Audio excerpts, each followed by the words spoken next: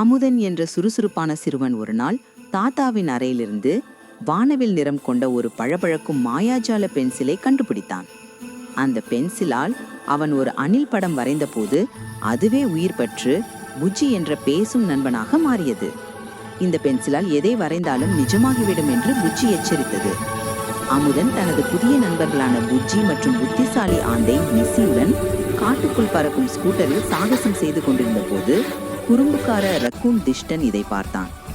எப்படியாவது பென்சிலை திருடி நகரத்தின் இனிப்புகள் அனைத்தையும் திருட அவன் சதி செய்தான். ஒரு நாள் துஷ்டன் அந்த பென்சிலை திருடி உடனடியாக பெரிய பிசுபிசுப்பான ராட்சத மிட்டாய் பூதத்தை வரைந்து விட்டான். அந்த பூதம் நகரத்தை நோக்கி செல்ல பெரிய குழப்பம் ஏற்பட்டது. அச்சமடைந்த அமுதன், புஜ்ஜி, மிஸ்ஸி மூவரும் துஷ்டனை துரத்தி சென்று தந்திரமாக பென்சிலை திரும்ப பெற திட்டமிட்டனர். அமுதன் அவசரமாக ஒரு பெரிய ஹேர் டிரையரை வரைந்து